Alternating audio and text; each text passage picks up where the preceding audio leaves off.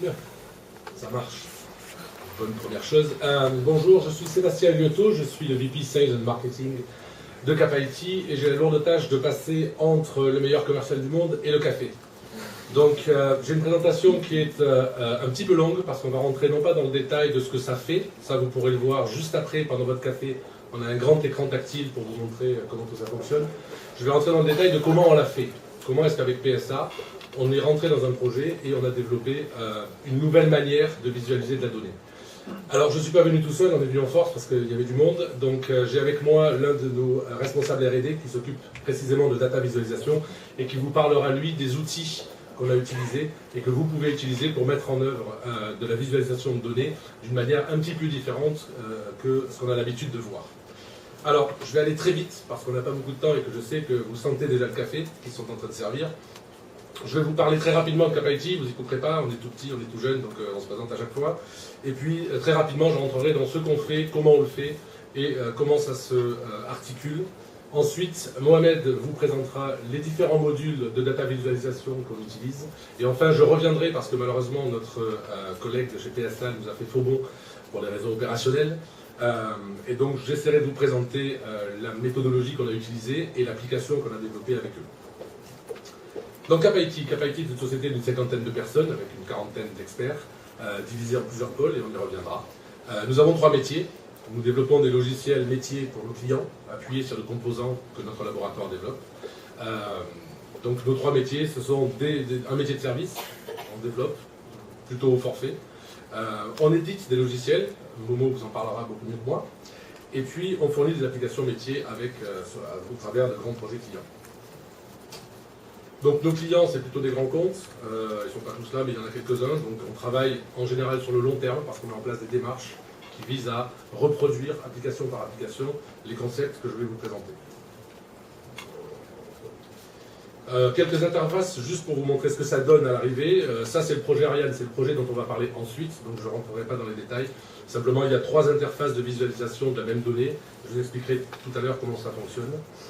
Ça, c'est un projet intéressant, c'est un projet qu'on a fait pour Airbus. Le but était de développer un serious game. Donc maintenant, en entreprise, ça se fait assez souvent. Là, c'est un serious game à destination des commerciaux d'Airbus pour qu'ils puissent aller avec cet outil convaincre leurs clients qu'en utilisant une flotte Airbus plutôt qu'une flotte Boeing, eh bien, on arrive à faire des économies d'échelle sur le carburant, sur la rapidité des vols, etc. etc. Donc c'est une application tactile où on glisse les avions sur les destinations. C'est très ludique, mais ça permet de montrer les choses de manière assez intéressante. Alors ça, on change complètement de registre. C'est une application de signature pour une société d'assurance. L'idée était que le commercial ou le conseiller ou le prestataire prépare ses contrats sur son ordinateur dans son bureau, et puis quand il va en clientèle, quand il va en porte-à-porte, s'il le faut, il a avec lui un iPad ou une tablette PC sur laquelle il va pouvoir faire directement signer des contrats. Alors, pourquoi est-ce qu'on fait tout ça? Vous vous souvenez peut-être de ces images. La question qu'on se posait, c'était il n'y a pas très longtemps, est-ce que ça c'est de la pure science-fiction ou est-ce qu'un jour ça va devenir de la réalité? Eh bien, de plus en plus, on s'aperçoit que ça va devenir de la réalité. Il existe aujourd'hui tout un tas d'outils à votre disposition, à la disposition du grand public, et on a pris tous assez rapidement le pli d'utiliser ces outils, parce qu'ils sont faciles d'accès, parce qu'il n'y a pas besoin de lire la doc, et on arrive tout de suite à s'en servir. Je suis persuadé que si on faisait un sondage dans la salle et qu'on comptait combien il y a de téléphones tactiles, on s'apercevrait qu'il y en a quand même une grande majorité. Et pourtant, il s'agit d'un téléphone, c'est fait pour téléphoner. Et on est tous à jouer avec, à faire glisser des mails et des choses comme ça. Donc ces outils-là, aujourd'hui, sont à la disposition de tous, et de plus en plus, parce qu'ils sont sur le marché, pour le grand public, eh bien, ils pénètrent l'entreprise, et il faut que l'entreprise trouve des réponses à ces nouveaux usages. Donc on a aujourd'hui une espèce de convergence entre, d'une part, ce qu'on appelle les technologies ubiquitaires. Aujourd'hui, je peux retrouver mon information sur mon PC, comme j'avais l'habitude, mais sur mon iPad, sur mon iPhone, sur mon BlackBerry, sur Tondra. Et donc j'ai besoin de pouvoir consommer de l'information à partir de différents moyens, et en tout temps. Alors ça tombe bien, parce qu'on a aujourd'hui des réseaux permanents, on est tout le temps connectés, ou connectables en tout cas, ce qui fait qu'on peut, comme ça, accéder à de l'information, y compris l'entreprise, à partir d'à peu près n'importe où. On a le cloud qui est apparu et qui permet aux entreprises de diffuser leur information au plus près des consommateurs de l'information, que ce soit en interne ou en externe, ce qui fait que là encore, on a une facilité d'accès. Et puis on a les nouveaux usages utilisateurs, les nouvelles expériences utilisateurs, tout ce qui touche au tactile, aux expériences multicapteurs. Je vous invite à venir nous voir pendant le café, encore une fois, on a un écran tactile là-bas, on pourra vous montrer ce que ça donne de visu. Alors comment répondre à ces nouvelles interactions utilisateurs? Eh bien, ce qu'on a développé chez nous, c'est 3 savoir-faire. Le premier, c'est un savoir-faire cross-screen, parce que de plus en plus, nos clients nous demandent à la fois une application qui va servir au bureau, mais une application qui va pouvoir servir sur un téléphone, sur une tablette, sur n'importe quel outil, sur un grand écran comme celui qui est là-bas dans le fond. La deuxième chose qu'on a appris à faire, c'est une conception centrée sur l'IHM. On commence non plus par la donnée, mais par l'utilisateur. Là encore, j'y reviendrai tout à l'heure en vous parlant de PSA, et je vous montrerai ce que ça induit comme changement dans une entreprise. Donc une conception centrée IHM, ça veut dire qu'on part de l'utilisateur et qu'on définit d'abord l'interface et ensuite ce qu'on va y mettre. Et puis enfin une méthodologie. Une méthodologie parce qu'on ne développe pas une application de la même manière selon qu'on part de la data ou de l'utilisateur. Donc on a développé notre propre méthode qui est appuyée sur Agile et qui est complètement centrée sur l'utilisateur. En gros, on va prendre chacune des étapes des séquences qu'un utilisateur a à vivre face à son application, on va la découper un peu comme un film, d'où les pictos, et on va essayer de s'attacher à faire en sorte, comme un scénario, un storyboard, de comprendre comment l'utilisateur a envie de consommer sa donnée. Et c'est à partir de là qu'on va fabriquer les applications. Alors pour faire tout ça, on a développé petit à petit, depuis maintenant 7 ans, des modules qui nous servent dans chacun de nos développements et qui sont développés chez nous par le lab dont Momo est l'un des dignes représentants et qui va pouvoir vous parler de ces modules et de ce qu'ils font.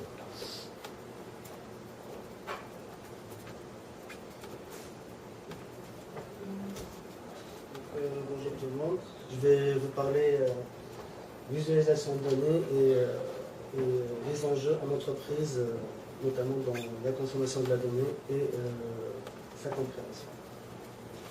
Donc actuellement le buzz est autour de l'open data, de la consommation de la donnée publique, mais ça n'induit pas que les problématiques en entreprise, surtout au niveau de la visualisation, sont encore réglées. Donc en entreprise, on trouve actuellement que l'information consommée est consommée par une minorité. Et la minorité dont je parle, c'est plutôt les experts. Donc les autres branches métiers n'ont pas accès à une donnée qui peuvent leur être utile. Et ça, c'est pour plusieurs raisons. La donnée qui est compliquée, donc la donnée est un peu compliquée, donc il va regarder le mec qui est novice, il regarde des pie charts, des bar charts, il ne comprend rien, du coup il quitte et il ne comprend pas la donnée. On a aussi des termes non vulgarisés, donc c'est que l'expert qui les connaît. Et aussi on a une ergonomie design non adaptée, donc plutôt cette ergonomie-là, c'est un des problèmes dans les applications métiers en entreprise. Et donc actuellement en entreprise, et ça on le voit de plus en plus à partir de nos interventions chez les clients et dans les applications métiers, il ne s'agit plus d'analyser la donnée, mais plutôt de la consommer. Les consommateurs sont les branches métiers, les experts et les novices en même temps. Donc là, l'approche CapIT, elle consiste à mettre en place un système où l'expert n'est pas au centre de la donnée, mais plutôt c'est avec des IHM, des applications qui sont conçues de façon à faciliter l'accès à la donnée et sa compréhension, de façon que le novice et l'expert peuvent l'utiliser et le comprendre. Donc, il s'agit plutôt de rendre l'information consommable et efficace pour le plus grand nombre, donc dans les branches métiers notamment, et on essaie on construit des IHM et des visualisations combinant le beau, le simple et l'efficace. Donc ça, c'est à travers notre R&D, donc des travaux au niveau de la recherche et au niveau du développement de composants innovants mais surtout utiles, et en combinant ça aussi avec l'éco-design. Donc je vais attaquer quelques exemples. Donc là on va parler à Linkchat. Là on a trouvé dans plusieurs IHM une utilisation presque aberrante des pie charts qui n'est pas parfois adaptée aux besoins. Donc imaginez-vous que vous allez comparer les revenus dans des pays différents sur 5-6 années consécutives. Donc, le réflexe ancien, c'est mettre 6 pie charts ou 6 barres et comparer. Ça, c'est pas, vous n'avez pas donc un accès directement à l'information. Vous ne pouvez pas comparer et voir aussi les détails en même temps. Donc là, on a conçu le bar chart où on modifie les pailles de façon qu'ils soient des anneaux dans un ring. Du coup, on peut regarder l'évolution donc l'évolution des ventes dans une année bien donnée et aussi sa progression dans le temps. Donc on occupe moins d'espace et on peut comprendre les changements de la donnée dans une dimension choisie, donc la dimension couleur et la dimension tendance. Donc là, je vais parler d'un autre composant qui émerge aussi des besoins clients au niveau de la consommation de la donnée. Le principe est très simple, c'est qu'en entreprise, tout est nœud et partout il y a des liens. Donc n'importe quelle donnée en entreprise, que ce soit en base de données ou en fichier CSV ou en fichier XML, c'est de l'information qu'on doit utiliser. Et donc le composant permet de visualiser cette information en inspectant les relations et et avec des algorithmes de placement ainsi que des outils de navigation spatiale, on est capable de montrer l'information correctement et selon le domaine bien donné. Donc on peut tout à fait imaginer des visualisations de process, d'organigrammes et de clustering.